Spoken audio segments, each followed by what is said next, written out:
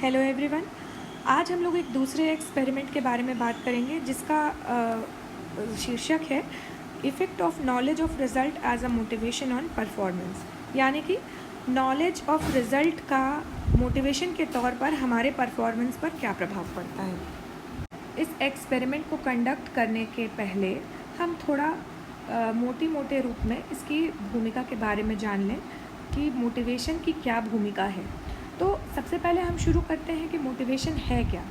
तो मोटिवेशन वो क्या है जिसके माध्यम से कोई भी व्यक्ति किसी भी परफॉर्मेंस को शुरू करता है, उसे निर्देशित करता है या उसे उस दिशा में कंटिन्यू रखने की कोशिश करता है।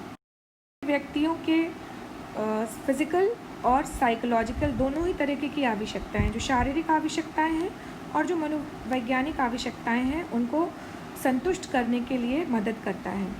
ये जो है एक मध्यवर्ती चर के रूप में कार्य करता है जो व्यक्ति को उसके लक्ष्य की तरफ प्रेषित करता है। अब बांटते हैं अभिप्रेरणा के प्रकार पर। तो मुख्य रूप से मनोवैज्ञानिकों द्वारा अभिप्रेरणा के 3 प्रकार बताए गए हैं। जैविक या बायोलॉजिकल, या इसको हम प्राइमरी मोटिव्स भी कहते हैं। दूसरा सामाजिक या सेकेंडरी मोटिव्स, और तीसरा व्यक्तिगत या पर्सनल मोटिव्स। बायोलॉजिकल वाले जो हैं उनको हम इन्नेट कहते हैं क्योंकि वो हमारे अंदर शुरू से ही, हमारे जन्म के समय से ही होते हैं। जबकि जो सोशल और पर्सनल होते हैं वो हम अपनी परिस्थिति में एक्सपीरियंस के माध्यम से एक्वायर करते हैं या अर्जित करते हैं। इस बात को समझने के लिए यदि हम इस चित्र पर ध्यान दें तो इस चित्र में मोटिव्स के 3 प्रकार दिखाए गए हैं: बायोलॉजिकल मोटिव्स, सोशल मोटिव्स और पर्सनल मोटिव्स। बायोलॉजिकल मोटिव्स में इन्होंने यहाँ पर हंगर मतलब भूख, प्यास, ऑक्सीजन की आवश्यकता, बॉडी को रेगुलेट करने की आवश्यकता, ताप, सोने की आवश्यकता, पेन को अवॉइड करने की आवश्यकता, एलिमिनेशन ऑफ वेस्ट जो हमारे मल मूत्र त्याग आदि की आवश्यकता है, सेक्स की आवश्यकता, और मैटरनल मोटिव्स यानी कि मातृत्व संबंधी जो अभिप्रेरणा है उसको बताया गया है।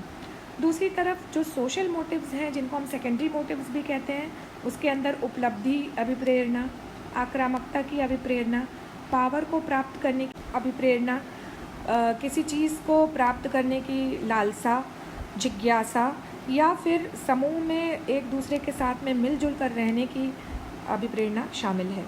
साथ ही साथ अगर हम पर्सनल मोटिव्स की बात करें तो उसके अंदर हैबिट्स या आदत, जीवन का लक्ष्य, एस्पिरेशन का स्तर, एटीट्यूड हमारा, और इंटरेस्ट आता है।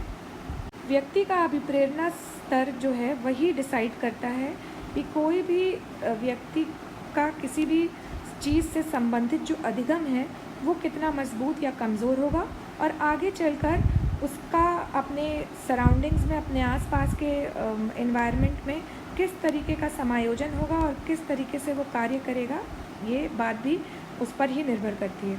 इसके साथ ही साथ बहुत सारे ऐसे फैक्टर्स हैं जिस पर लर्निंग निर्भर करती है, जिसमें हम थॉर्नडाइक के बारे में कुछ बात करेंगे। जो थॉर्नडाइक ने लर्निंग के ऊपर बहुत सारे एक्सपेरिमेंट्स किए हैं और उन्होंने कनेक्शनिज़म का एक थ्योरी प्रपोज की। उन्होंने ये बताया कि एक स्टिमुलस और एक रिस्पॉन्स के बीच में एक बहुत ही मजबूत साहचर्य होता है, जो कि हम कई बार देखते हैं और ये साहचर्य बन जाता है। जैसे कि मान लीजिए कि कोई स्टिमुलस है, उपस्थित हो रहा है, तो हम उसके प्रति रिस्पॉन्स करते हैं, और भविष्य में हमेशा हम कोई स्टिमुलस देखते हैं, वही स्टिमुलस देखते हैं तो पर्टिकुलर एक ही तरह का रिस्पॉन्स होता चला जाता है। लेकिन इस स्टेप के अंदर या इस प्रक्रिया के अंदर कई सारे ऐसे स्टेप्स होते हैं जो इन्वॉल्व रहते हैं, और कुछ अलग अलग तरीके के जो रिस्पॉन्सेज हैं वो एक दूसरे के साथ में कनेक्ट होकर के उनका अधिगम करने में सहायता प्रदान करते हैं। इस संदर्भ में थॉर्नडाइक ने कुछ नियम बनाए लर्निंग के, जिनमें से पहला नियम जो है वो लॉ ऑफ इफ़ेक्ट कहा जाता है।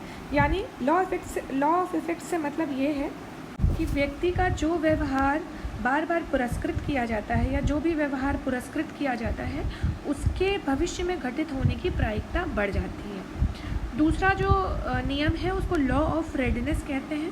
वो ये बताते हैं कि कुछ अनुक्रियाओं के चेन बने रहते हैं जो हमें किसी खास निश्चित लक्ष्य तक पहुंचने में मदद करते हैं। यानी कई छोटे छोटे रिस्पॉन्सेस का मिला करके एक चेन बना रहता है और ये एक प्रक्रिया के रूप में कार्य करता है और हमें एक निश्चित गोल तक पहुंचने में मदद मिलती है।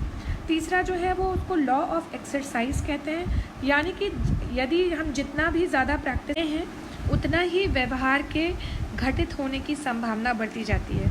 यदि हम प्रैक्टिस करते हैं तो उसकी घटित होने की प्रायिकता बढ़ती है, यदि प्रैक्टिस नहीं करते हैं तो घटित होने की प्रायिकता नहीं बढ़ती।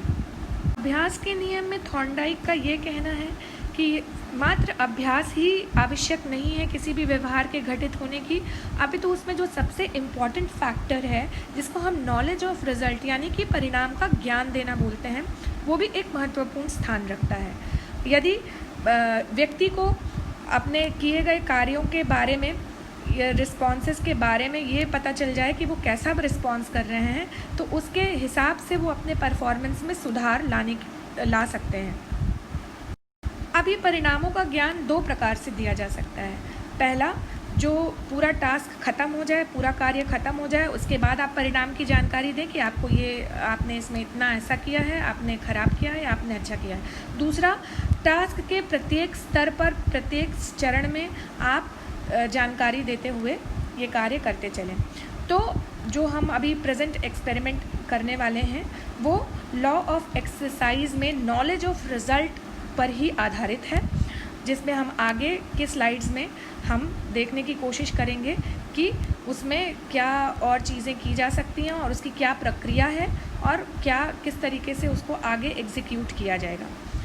ये इस स्लाइड में इस प्रैक्टिकल या इसके इंट्रोडक्शन से संबंधित कुछ रेफरेंसेस दिए हैं, जिनको देखेंगे यदि आप, तो आपको इस पूरा इससे संबंधित जो भी चीज़ें हैं, मोटिवेशन क्या है या थॉर्नडाइक की लर्निंग क्या है और किससे संबंधित है, उस पर आपको और ज़्यादा जानकारी मिल सकती है।